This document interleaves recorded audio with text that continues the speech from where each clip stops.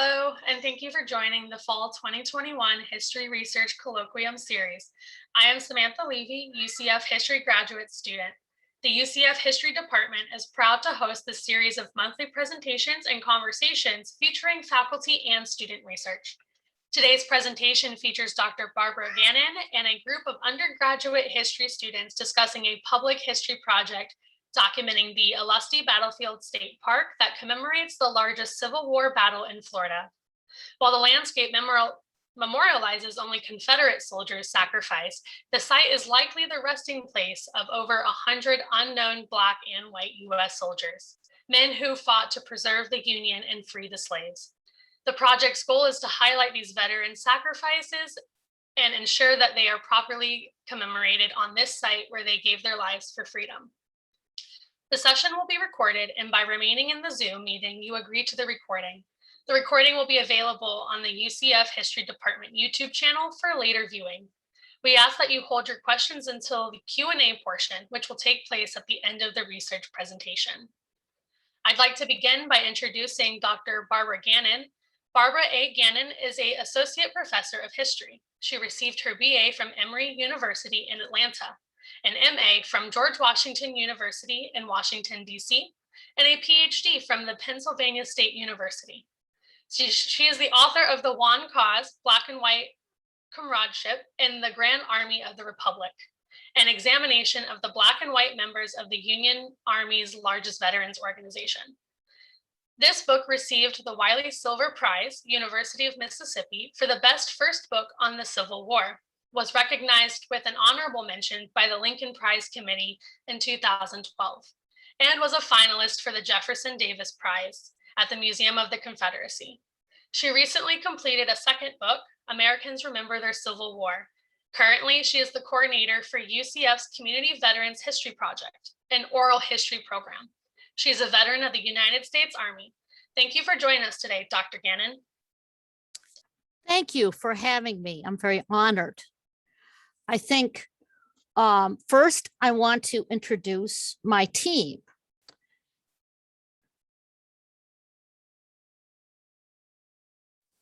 Share my screen too. The presenters today are Patrick Callahan. He will do the battle. He's an undergraduate history major who's very keen on military history. He has a great interest in this, as you will see from his presentation. We have Jacob Finnegan. He will do the presentation on the bodies of the dead from the Battle of Olustee. He's a recent graduate from University of Central Florida. He has a bachelor's degree in history.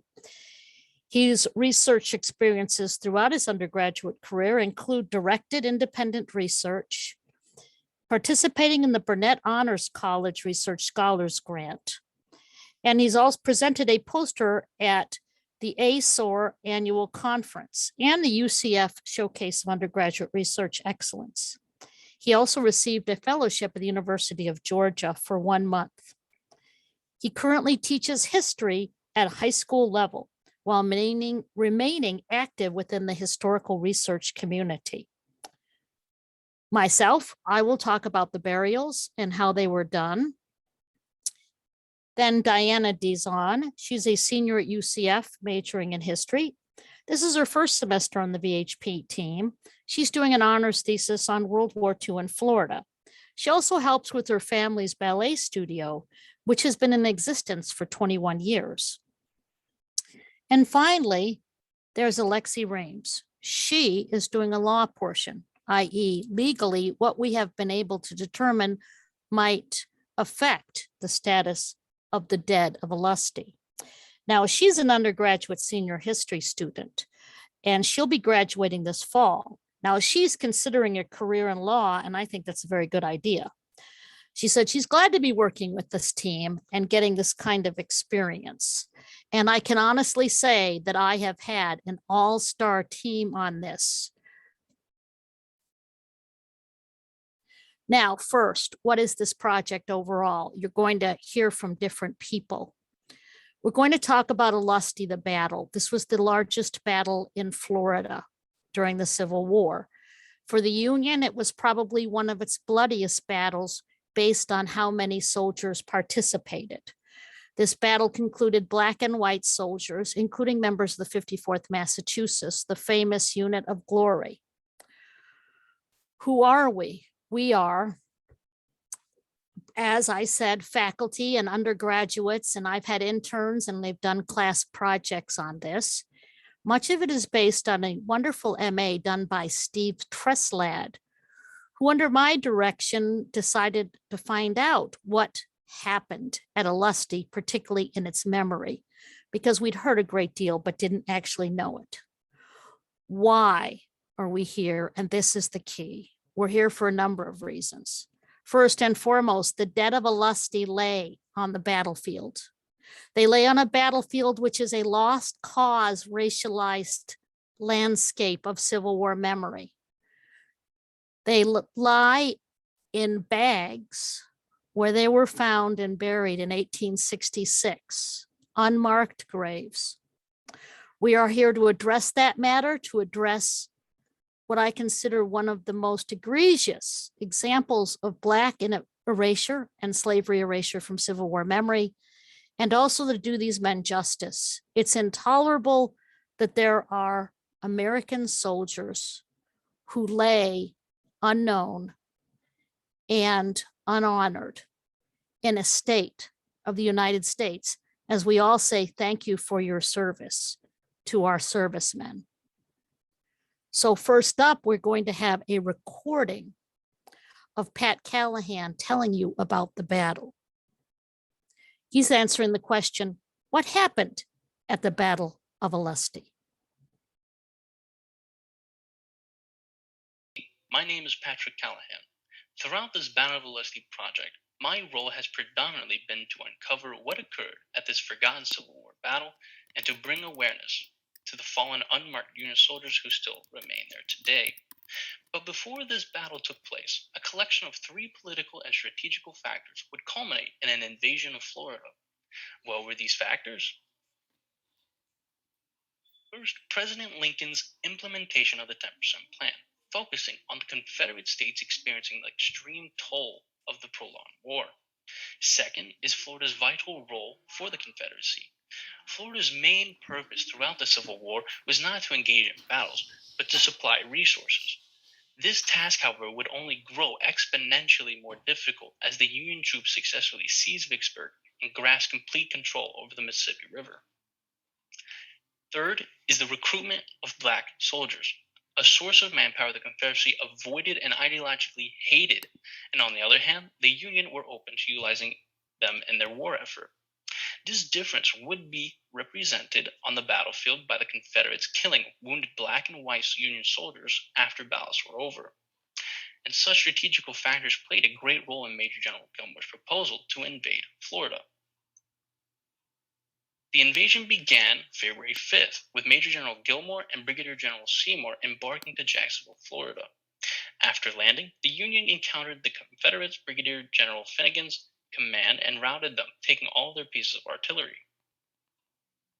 After securing approximately 50 miles west of Jacksonville at St. Mary's River, Major General Gilmore ordered Seymour to take a defensive position to avoid a possible repulse from Lake City. However, the known to be aggressive general had other ideas, and while Gilmore went back to Hilton Head, Seymour prepared to destroy the Lake City Railroad. So Seymour left the defensive perimeter on February 17th in a line, Halley's brigade at the front leading, Barnes' brigade and Montgomery's brigade following behind without adequate supplies. On February 20th, contact is made. Brigadier General Finnegan, expecting an aggressive push from the Union and reinforcements coming from the northern Confederate states, hit hard and effective. With the Union's tactics of moving their divisions in piecemeal while the rest of their army was still behind, the Confederates dealt heavy casualties, breaking the Union's 8th USCT and 7th New Hampshire's ranks and causing a retreat. A notable casualty of the Union is Colonel Fribley, who valiantly tried to keep his men of the 8th USCT calm under heavy fire, where he then was shot through the heart. As mass retreat began, the 54th Massachusetts, an African-American unit, arrived from their station a couple miles away, sprinting, even dropping supplies to assist their brothers in arms. Their courage to leave their post to help in the losing battle is honorable and saved many lives. Now let's take a look at some sources. Here we have Major General Gilmore. This is his report of the battle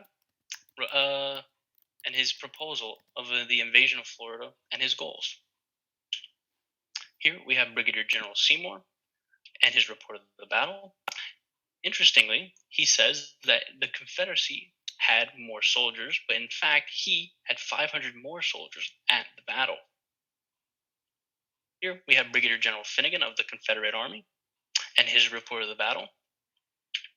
Here we have the aftermath, a document describing how careless the Confederate soldiers were with the Union dead, allowing animals to get at them and spreading their remains all around with no honor or respect. Here we have some interesting accounts from survivors of Black soldiers who were at the Battle of Olustee. Here we have Corporal James Henry Gooding, who in fact people thought he died on the battlefield, but was actually captured and taken to Andersonville, where he would later die. Here we have Joseph T. Wilson's book, The Black Phalanx, where he describes the casualties and defeat of Olustee. And here we have Lieutenant Oliver Norton's letter to his father.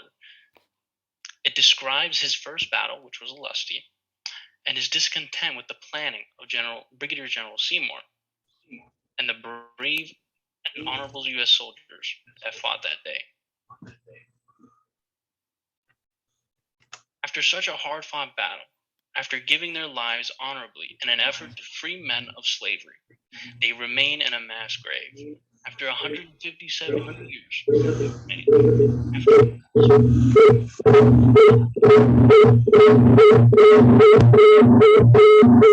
is a staple within our ideological perspective of war, and yet they remain. The individual is always more important than the group. These brothers in arms fought and died together for the United States of America, and they still remain. This is why Floridians and others should know about this story. It is remembered through the surviving Black and white soldiers, a story of betrayal not only from the Confederates, but the Union as well. A strategically flawed plan lacking the resources to adequately fight led to the largest and bloodiest Civil War battle in Florida, the Battle of Olustee. Hello, everybody. My name is Jacob Finnegan. My duties for the Olustee project revolved around two central questions. Where are the bodies of the Union dead, and what can we do to restore them to proper burial and recognition? In particular, I examined the written and archaeological data of the 1994 reconnaissance level survey of the battlefield, completed by Daniel T. Penton and William L. Lay III for the Olustee Battlefield Citizen Support Organization, CSO. Now, if you haven't heard the original story yet, Lieutenant F.E. Grossman returned to Olustee in 1866, 2 years after the battle. In his report, he notes that the Confederates failed to properly bury the Union soldiers who had perished on the field. He writes, "The bodies of the Union soldiers were buried by the Confederates in such a careless manner that the bodies were disinterred by the hogs within a few weeks after the battle. In many instances where portions of bone protruded, we removed the earth and disinterred all of the bones. In this manner, and by carefully searching over an area of about 2 square miles, I collected 2.5 wagon loads of bones." Lieutenant Grossman then dug a large 18-foot by 12-foot grave in which all of the bones were deposited. He had counted 120 skulls amongst all of the bones and suspected that the majority of them must have been Union soldiers, since the Confederates had a pristine graveyard nearby on the south side of the nearby railway. A wooden monument was erected after the burial. Its replacement, which currently sits in the center of a large, mostly African-American cemetery, is the only real indicator of where the mass grave might be today. But the first question, Where are the bodies of our Union dead remains largely unanswered. In the 1994 survey, Penton, lay, and volunteers with the Olustee Battlefield CSO conducted ground level survey and excavation in 4 test areas. Test area 1 sampled 5 north-south lines, each about 50 feet apart. A total of 37 1-foot by 1-foot test units were excavated within this area. All soil from these units was screened through a 1/4-inch hardware cloth, and any cultural materials were bagged and labeled as to unit and depth. The deepest unit that was excavated was to a depth of 32 inches, while the most shallow unit was only 7 inches. In each instance, organic hardpan, which is a compact, mostly clay layer of soil, delineated the lowest possible extent of cultural materials, and it appeared at various depths. Hardpan typically signals the maximum range in which you might find cultural items. This is because the tough clay layer is often hydrophobic and allows it to be resistant to displacement. Now, test area 2 is located directly west of the existing monument. Due to its higher topography and sandy, well-drained soil conditions, it has been locally assumed for many years that the mass Union grave was located on or in close proximity to the cemetery. One notable detail from the 1994 report is that they excavated 7 judgmentally placed 2 feet by 2 feet test units within the testing site. The organic hardpan, which was generally present throughout the whole surrounding area, is either absent or deeper than 3 feet below surface level at this site. So in this case, a lack of hardpan within the test area may indicate the most likely location of our missing soldiers. Excavation, major construction, and other human activities such as grave digging have the ability to displace a large quantity of hardpan in a given area. Test Unit 3 examined a proposed cabin site used during the battle. Accounts of farmhouses or cabins are noted in the general vicinity throughout the battle. While a brick chimney base was present, all 5 of the 2 feet by 2 feet test units avoided that location due to the context and constraints of the survey and in an effort to preserve this potentially significant area.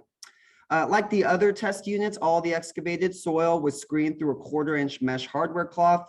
And however, this revealed very few items from the Civil War period. And then test unit 4, or test area 4, was the most extensively tested portion of the 1994 survey.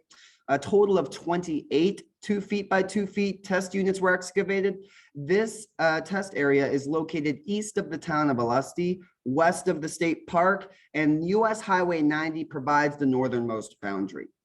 Subsurface testing failed to reveal any substantive architectural features, and a very limited number of items were possibly contemporaneous with the Battle of Olustee, such as a pottery sherd and a single musket ball. Aside from the 4 test areas which were excavated, there was also a large-scale survey that included metal detectors and ground-penetrating radar. At the time, ground-penetrating radar was still developing commercially within the field of archaeology. However, Penton was able to have expert guests, Doctors Mary Collins and Antonio Lopez Pinero, confirm the utility of GPR for future research. Their test was conducted using perimeter cores and a known grave site. The recorded data was then computer enhanced, and the images were found to show subsurface soil displacement and conspicuous shapes. GPR is viewed now as the most feasible approach to finding the mass Union grave. Today, GPR has advanced beyond its original military capabilities and is becoming more available commercially for industries such as archaeology and cultural resource management. So suddenly we begin to have the ability to locate the bodies that have been long sought after. And this we certainly must do. But another question that pushes itself to the forefront once we are able to identify the location is what can we do to restore them? While the answer will certainly garner a lot of debate, one thing is clear. Long before our team set its eyes upon Olustee Battlefield, there already existed a diverse community of stakeholders. At the original testing of the ground penetrating radar, there was an overwhelming presence from the community. Members of the Olustee CSO, representatives from the Cemetery Association, U.S. Forest Service members, and even state and local officials. Moving forward, we must keep this multifaceted community in mind. Our research has become interdisciplinary in a similar way, as it seeks evidence and answers from historical documents, draws upon legal precedent, relies on a coterie of local historians, and hopes to discern what is hidden beneath the ground. The identification and memorialization of the Union dead at Olustee is an unresolved issue and an unresolved task, a task which we can and should complete. I kindly ask you to support us in this effort, not just by raising awareness, but by working with us to give these soldiers the honors that they have earned. Thank you.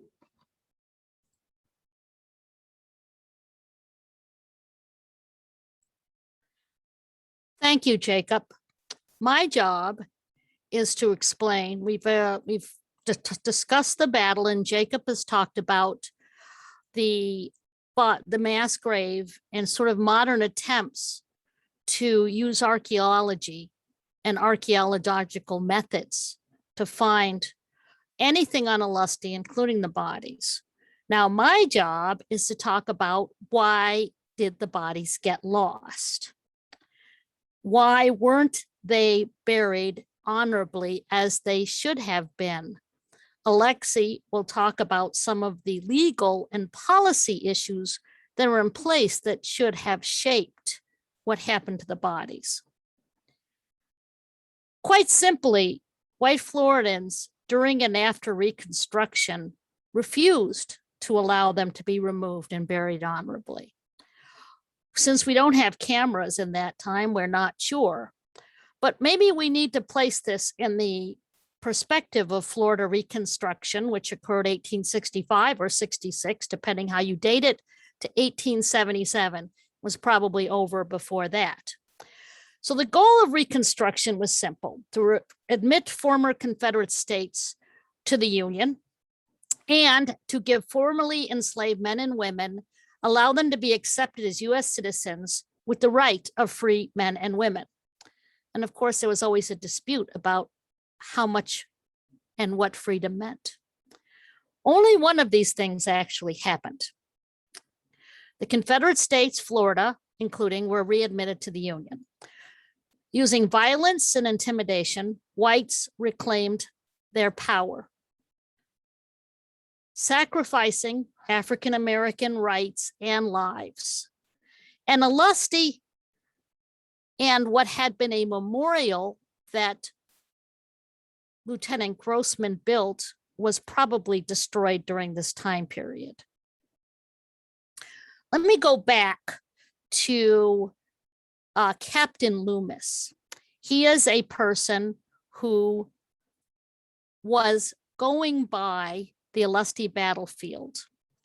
And it was about 1873, and he's in a train. There's a train that goes right by the battlefield. And he had been told that Lieutenant Grossman put up a wooden cross there. When he went by there, the cross no longer existed. All there was the remains of a fence that had surrounded it. It was a right cross that you will see actually a replica of when Diane Dizon talks about memorials. But between 1866 and 1873, the cross somehow was destroyed. Now, some might think that was an accident. And there is a report in his memoirs, and here it is, on his noting the field. He had been at Olustee with the 1st U.S. Artillery and had lost friends in the battle. Now, between 1866 and 1873, there seemed to be some effort to remove the memorial. But more importantly, what we found was that there had been, as there should have been, an effort to remove the bodies of Olustee to Beaufort National Cemetery. We have a letter from the U.S. Quartermaster, Department of the South, And he was inquiring in reply to a letter he had received. And we have to get up to the archive to get a copy of that, but COVID limits everything. But this is his letter, as you can see the letterhead. And he discusses the failure to remove the bodies. Let me get this here. The failure to remove the bodies from Olustee.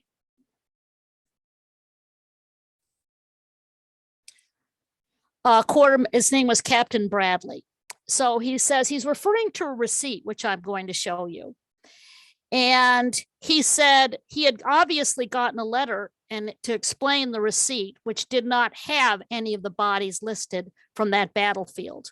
I have some doubt in my mind as to the correction of the statement of Mr. French that the authorities objected to the removal of the bodies in the spring of 1868, when the disinterments in that vicinity took place. On account of the lateness of the season, now he has that in quotes.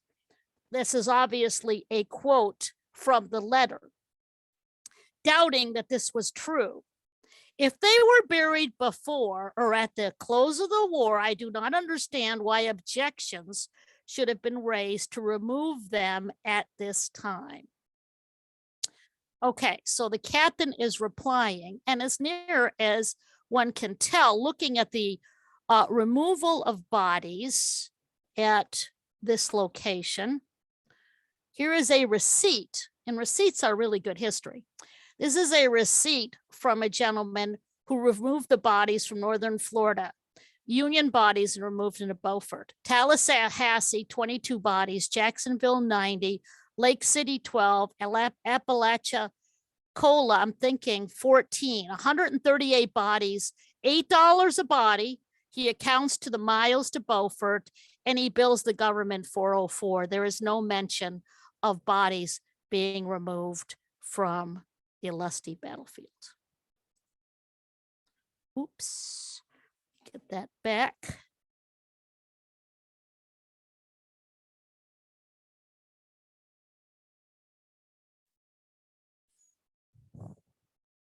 So obviously the locals objected.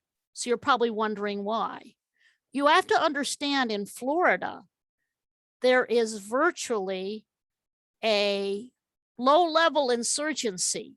As a military historian, one who worked as a defense analyst, I think I can say that without anyone disagreeing, between violence and intimidation and the Ku Klux Klan and Democratic militias.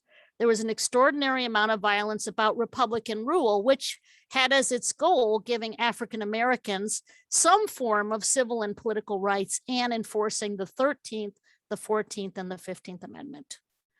So one can only assume that the missing memorial placed by Lieutenant Grossman, which Diana will talk about, was replaced in 1991, was partly about that. But I think the bodies, they did not allow them to be removed as part of the campaign against remembering a civil war for emancipation that was fought by Black and white soldiers together. When I added up the bodies that were removed from northern Florida, there were 138 bodies. None of them mentioned that they were from the Olustee area. Now, one of the things I did find out when I discussed this situation with a federal employee, the Olustee Battlefield is in the Osceola National Forest, and the state park is one small part of the area. He said the African American cemetery grew around the mass grave. And we all know about the 19th century and Jim Crow and disenfranchisement. I think that was very purposeful. Local white Floridians created a racialized landscape of Civil War memory, reinforced by Olustee battlefield monuments that were built on the field. And that's what Diana is going to talk about. The memorials, in one way, we're going to present this information, a story map.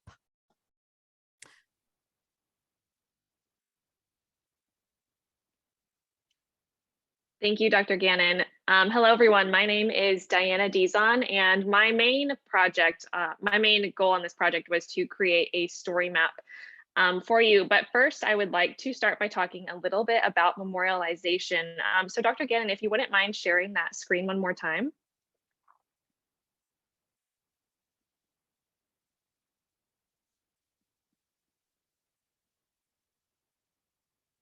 Perfect, thank you. So how is the battlefield site memorialized? In short, the Confederate monuments are located on the field itself, while the Union monument is located off-site. The original Union Memorial was placed by Lieutenant Grossman and his men, and this only stood for 5 years. It took over a century until 1991 for another Union Memorial, which you see pictured on the slide, to be erected in its approximate place. This Union monument is located near the assumed location of the Union dead, who lay in an unmarked mass grave in a private African American cemetery located on state, not federal land, and outside of the park boundaries. So it's not that the entire memory of the Battle of Olustee has been forgotten, it's just that it's been remembered differently and selectively. Next slide, please. So the first ceremony held for the building and unveiling of the Confederate Memorial took place in 1912 and had in attendance Confederate survivors of the battle, some of which are in the group photo on this slide. This memorial was mainly, if not entirely, funded by the United Daughters of the Confederacy. So naturally, it was dedicated to the Confederate soldiers who fought at Olustee. There is no mention of the Union and African American soldiers who also gave their lives on that day. A further 2 memorials have since been dedicated, both to Confederate generals, and both of which also neglect to mention the Union in any capacity. The memory that has lived on through the Confederacy and passed on to groups like the United Daughters of the Confederacy has clearly had no intention of including or acknowledging the Union dead. Now, one thing that I want to talk about quickly was, so the suppression of memory is exemplified by the 1912 memorial and by Frank Clark. Frank Clark was a Florida State Senate candidate in 1912 who wanted to include on the memorial both Union and Confederate soldiers. His push for the inclusion of the Union soldiers resulted in the United Daughters of the Confederacy withdrawing their support of him, thus losing him the election. So the controversy and differing perspectives on a memory of Olustee still exist to this day. In 2013, a proposed memorial for the Union dead was met with hostility from those who still think that Olustee should be a memory for the Confederate victors only. And our mission here is to make sure that these Union soldiers receive the recognition and respect that they deserve. In order to do this, we are striving to make this information more accessible. And one of the ways in which we are sharing this story is through a platform called Story Maps. So Story Maps is a great resource for public history and digital history projects such as this, where images and other visual aids help present the story in a really engaging way. So by creating this story map, I was able to take all of the incredible research that my colleagues have done and make it accessible to a broader audience in a way that will draw people in and get them to read the whole story and learn of the injustice that exists at Olustee.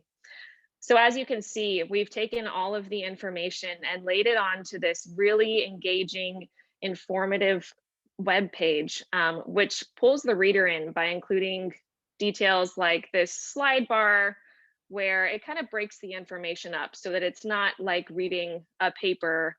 It's more like watching a video. It's very interactive and it keeps the reader engaged through the whole story. This section is mainly from our first presenter, Patrick Callahan's work on the battle. It's a very extensive bit of information, but as I mentioned, the interactive features of this platform keep the reader engaged. You can click on these tabs at the top, will bring you to Aftermath, where again, you see that Union Memorial, which is located outside of the battle site. We have included memorialization, which we have just learned about, the 1912 memorial. This is what it currently looks like at the park if you were to visit today. There is information on the archaeology, which Jacob talked about, along with those primary sources that you can go in and look at yourself. And then we get down to legal details. So as you can see, this is a work in progress. And while I have no legal details on here, my teammate Alexis will now share with you her work on her findings. Thank you.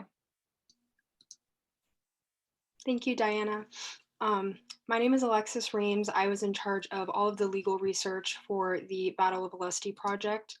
My findings have been very interesting and very eye-opening to what these Union soldiers are truly owed and what they have been owed for over 150 years. Over the course of American history, there has been significant legislation passed regarding the handling and honoring of deceased veterans. Much of this legislation covers the national cemeteries of the United States. However, we believe that we can draw from some of these laws to reach a conclusion for the veterans abandoned at Olustee. During the time of the battle, there were very few laws concerning the burial and memorialization of veterans who died in combat. On July 10, 1866, the United States government passed a bill to establish and protect the national cemeteries. To follow up this bill, an amendment was passed in 1867 to ensure that all soldiers buried in these national cemeteries be granted a headstone with their name and state of origin inscribed on it, if it is known. A bill was proposed to the House of Representatives in 1870 that dealt with the burial of all officers and soldiers who fought during the Civil War. This was called House Bill 1296, and it stated that all military officers and soldiers who perished during the Civil War and after shall be eligible to be buried in one of the United States national cemeteries. This eligibility was extended to the families of these veterans. More recently, there was a bill passed in 2012 that ensures a dignified burial for deceased veterans with no known next of kin. This burial is known as House Bill 6073, or Dignified Burial of Five Veterans Act of 2012, and it is one of the most important to this cause. Based on this bill, the Union soldiers at Olustee are owed a dignified burial provided by the United States federal government. These soldiers are unidentified, meaning that their next of kin, if there is any and if there are any still living, are unknown as well. More recently, in April of 2021, the Florida House of Representatives passed House Bill 37. This bill establishes a 10-member task force on abandoned African American cemeteries to identify and record those buried there. We believe that this task force, with their support and resources, may be interested in identifying the Black Union soldiers left at the Olustee battlefield. The recent legislation that has been passed is proof that the past and the present are more connected than we may think, and it is never too late to honor those who gave their lives over 150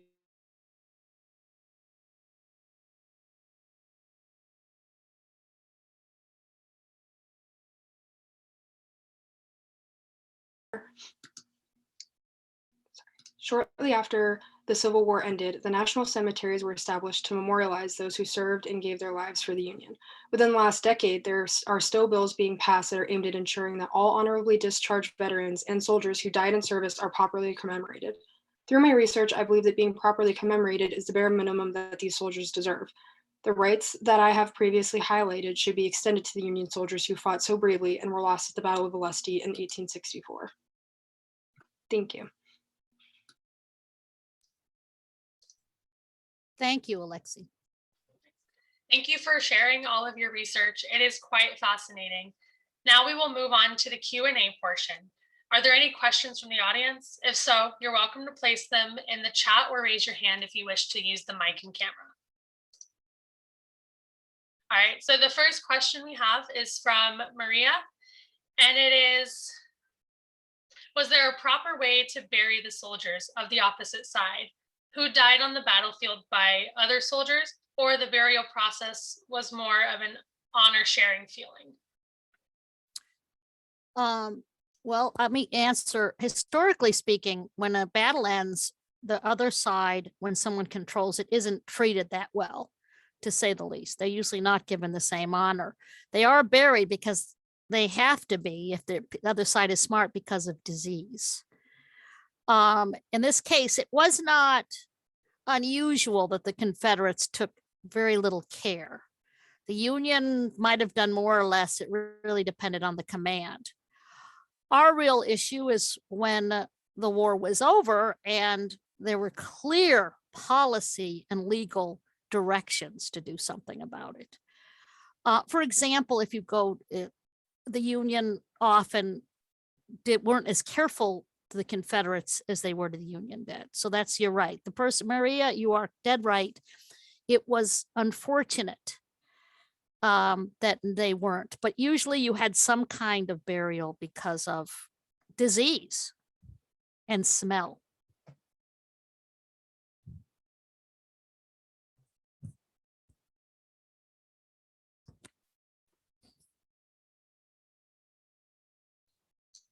I Anyone can't else? quite see hands, so if you have a question and want to speak through the mic, you're welcome to do so. All right, our next question comes from Anthony. Is there still pushback by groups to prevent an honorable burial of these fallen soldiers?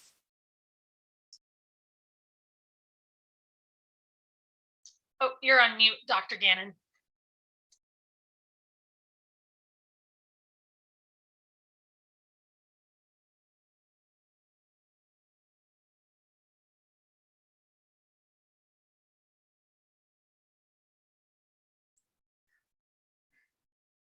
This computer is going to be replaced very soon. Sadly, not yet. Okay, I'm just going to say that, and I don't want to monopolize this, but I want to put this in military historian terms. Some people, wonderful people who are actually here, tried an offensive to get this done. As we say in military terms, they attacked, and it failed in 2015. Now we're going to hit them again, and hopefully this one will be more successful. We do hope. One of the things, a lot of things have happened. Black Lives Matters, removal of monuments. We place ourselves in that context.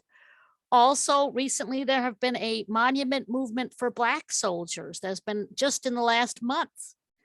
So we hope this will go better this time, but people have tried.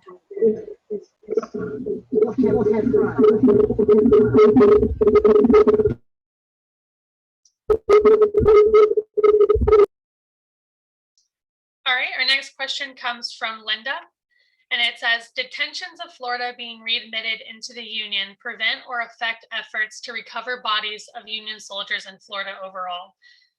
And then the second part of the question, since the legislation passed in 2011, what action has been taken for the soldiers at Olustee?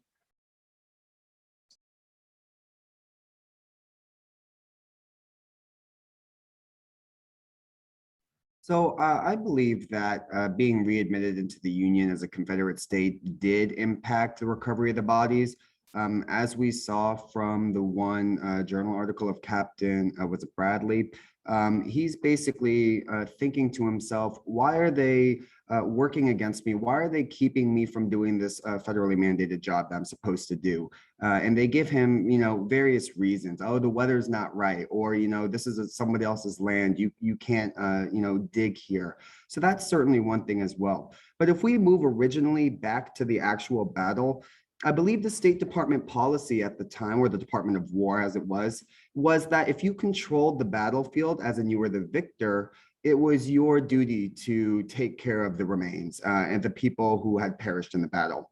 And we see that they were cared for carelessly from multiple accounts. In fact, they were left out and run through with the hogs and other things.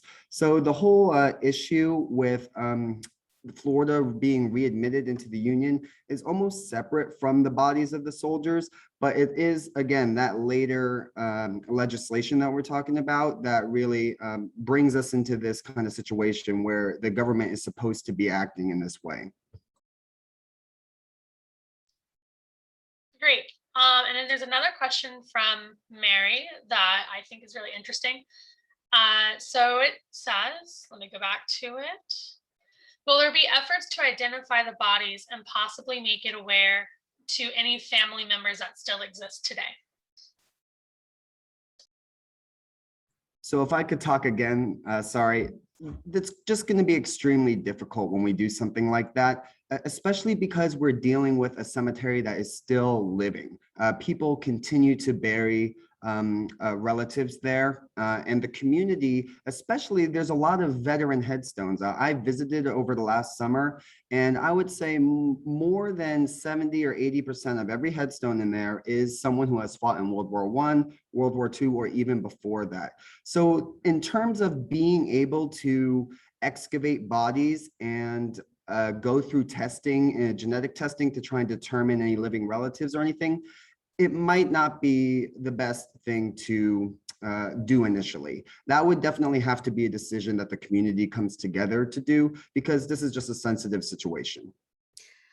Yeah, I mean, one of the things is, one of the things when you deal with public history is that, we always think we're in charge because we have too much education, historians and stuff. But we do have to work. The community this was made a sacred, this is their sacred space. Now we have to work with them. But you see, I see there's a separation, because if you see the African-American cemetery is here and federal land is right next to it. And then of course, there's the state park. We could do some kind of memorial and then see if anything could be done about the bodies left there.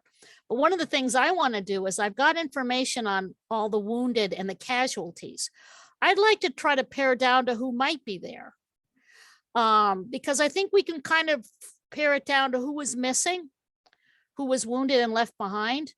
And I have some information on that, maybe the morning reports of the regiments. It's a little bit of research, but it would be interesting. Perhaps unknown headstones, perhaps a memorial with the names of the missing of Olustee, suggesting they can be there. This is going to have to be, as you can see, a team effort where everyone pitches in. Yes, but I hope to do that, to come up with names, but I don't know if we'll recover bodies, because this is an African-American space, and it's not we have to work together on this. I do not want this to become a yelling contest. I want these men to be honored as they should be, with all the partners coming in. That's really well said. And our last question for the evening is going to be from William, and it's going to be, what financial resources are available to research, publish, and recognize these soldiers?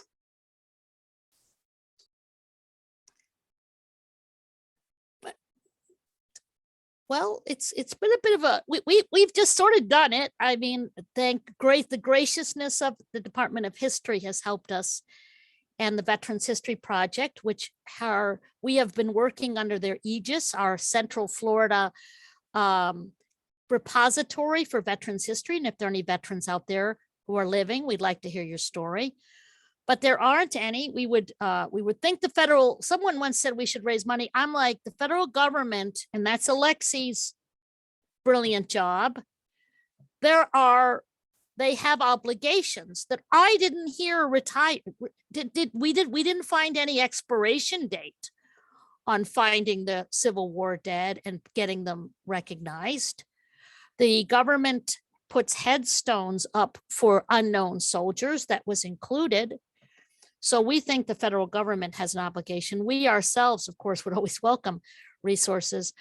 But gang, am I right? Are we going to see this through? Definitely.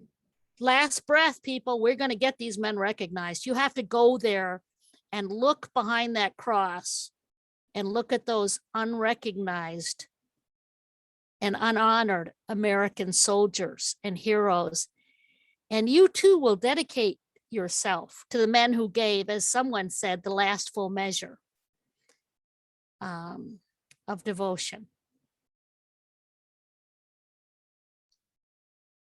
Thank you so much for that. At this point, I would like to thank the UCF History Department, Dr. Gannon, and her students for sharing their work with us. I also extend a thank you to our virtual audience for joining us. We hope that you found the information insightful. And again, the lecture is being recorded, and it will be available on the History Department's YouTube channel. Thank you for tuning in, everyone. Have a good evening.